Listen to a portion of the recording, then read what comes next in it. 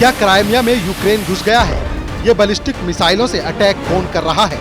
Cruise मिसाइलों के साथ भी अटैक जारी है और ड्रोन से एक के बाद एक धुआंधार हमले हो रहे हैं। एक दो नहीं, 40 से ज्यादा क्रूज मिसाइलें, बैलिस्टिक मिसाइलें और ड्रोन ने एक साथ जब क्राइमिया में रूस के ठिकानों पर हमला हुआ तो पुतिन ही नहीं, किम की सेना भी नहीं समझ पाई कि करें तो क्या करें, कहां छुपें, कैसे जान बचाएं और कैसे मुकाबला करें। ये जेलेंस्की का पुतिन को जवाब था। क्रुस्क पे तो यूक्रेन की सेना काबिज है ही। जेलेंस्की ने अब इसके आगे क्राइमिया को भी टारगेट कर लिया है। यूक्रेन का ये हमला बेहद खतरनाक था। रूस ने सोचा भी नहीं होगा कि ऐसा हमला जेलेंस्की क्राइमिया में कर सकते हैं। विदेशी मीडिया बोर्ड ट्रांसलेटेड के मुताबिक रूस इस वक्त दहशत में है। विदेशी मीडिया का ये भी दावा है कि जेलेंस्की के इस हमले ने पुतिन के क्रोध को भड़का दिया है और इससे रूस यूक्रेन युद्ध और भी भड़क सकता है। फोर्ब्स की रिपोर्ट के मुताबिक यूक्रेन के हमले को उसकी चाल भी कहा जा रहा है, जिससे रूस को अपनी हवाई सुरक्षा को दूसरे हिस्से से हटाकर क्राइमिया में शिफ्ट करने के लिए मजबूर होना पड़े। ऐसा होने पर यूक्रेन को असली टारगेट पर हमला करने में आसानी होगी। यूक्रेन फिर पश्चिमी रूस के कुर्स्क ओब्लास्ट में रूसी कमांड पोस्ट और सप्लाई लाइन पर हमला कर सकता है। इस इलाके में यूक्रेन और रूसी सेनाओं के बीच जबरदस्त जंग हो रही है। डोनेट्स्क ओब्लास्ट में भी यूक्रेन हमला कर सकता है, जहां एक साल से रूसी हमला जारी है। रूस ने शनिवार को दावा किया था कि उसके सैनिकों ने यूक्रेन के सैन्य हवाई अड्डों पर हमला किया था, जबकि यूक्रेन ने रूस को जवाब देते हुए कहा कि उसकी फौज ने रूसी रडार स्टेशनों को निशाना बनाया था। रूसी रक्षा मंत्रालय ने दावा किया कि वायुसेना ने सैन्य हवाई इलाकों और यूक्रेन की ऊर्जा सुविधाओं के बुनियादी ढांचे को नुकसान पहुंचाया है, जो यूक्रेनी बलों के सैन्य औद्योगिक परिसर के संचालन को सुनिश्चित करते हैं।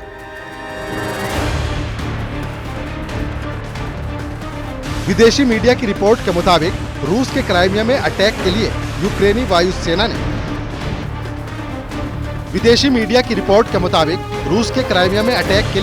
यूक्रेनी वायुसेना ने खुफिया विभाग और कमांडो यूनिट के साथ मिलकर अंजाम दिया। Institute for the study of war यानी ISW के मुताबिक यूक्रेन ने इस हमले के लिए जिन हथियारों का इस्तेमाल किया उनमें ब्रिटेन की स्टॉर्म शैडो क्रूज मिसाइलें थी, जिन्हें Su-24 बम वर्षकों से क्राइमिया में दागा गया। एक तरफ यूक्रेन ब्रिटेन की स्टॉर्म शैडो से क्राइमिया को धुआं कर रहा था, तो दूसरी तरफ इस दौरान यूक्रेन की सेना ड्रोन और बैलिस्टिक मिसाइलों से भी बारूद की बरसात कर रही थी। हमला इतना जोरदार था कि रूस यूक्रेन का हमला रोक नहीं पाया। विदेशी मीडिया की रिपोर्ट्स के मुताबिक पहली नजर में यूक्रेन का क्राइमिया में इतने हथियार दागना बेकार लग सकता है, क्योंकि दक्षिणी मोर्चा पिछले एक साल से शांत है और लड़ाई पूर्व और उत्तर में हो रही है। इसीलिए ये कहा जा सकता है कि यूक्रेन का ये हमला एक बड़ी योजना का हिस्सा था। क्राइमिया में यूक्रेन के हमले रूस को इस क्षेत्र में अपने हथियार और सैनिकों को भेजने पर मजबूर कर सकते हैं। यूक्रेन का यह हमला ये साबित कर रहा है कि सिर्फ रूस के हमले से खुद को बचा नहीं रहा, बल्कि वो भी आक्रामक रणनीति अपना रहा है। ये रूस के लिए चिंता का विषय है।